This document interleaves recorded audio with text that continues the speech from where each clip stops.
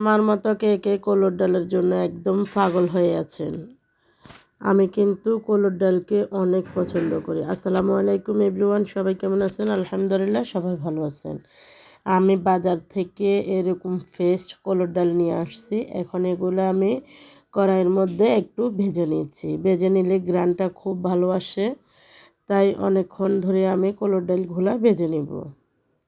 তো আজকে আমি কিভাবে কলর ডাল রান্না করব সবটি এই ভিডিওতে দেখতে পারবেন।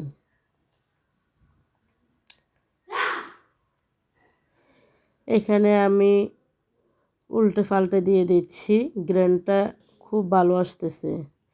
তো আমি একটু লালচে করে নেব।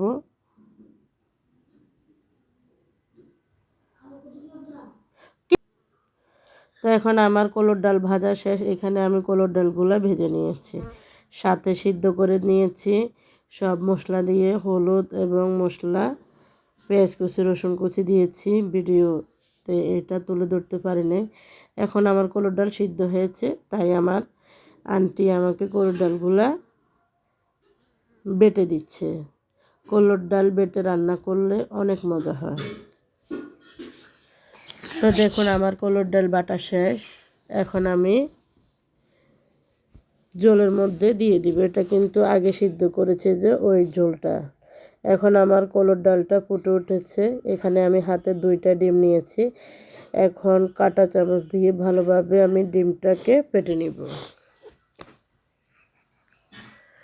দেখেন অনেকক্ষণ ধরে আমি ফেটে নিয়েছি। এখন আমি ডালের মধ্যে ডিমটা দিয়ে দেব। এইভাবে কলর ডাল রান্না করলে খেতে অনেক অনেক স্বাদ হয়। আমি প্রতি বছরে 1 থেকে 2 বার খেয়ে থাকি এই ডালটা। শীতকালে কিন্তু বেশি মজা। তো দেখেন আমার কলর ডাল প্রায় রান্না শেষ।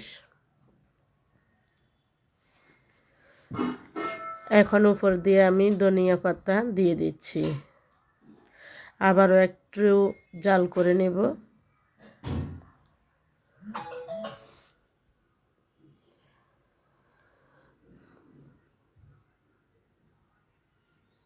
তো জাল করে নেওয়া শেষ।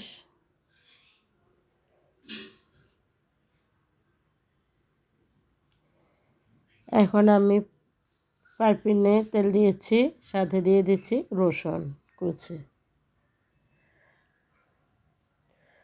রসুন কুচিটা আমি একটু বাদামি কালার করে ডাউলের মধ্যে ঢেলে দেব।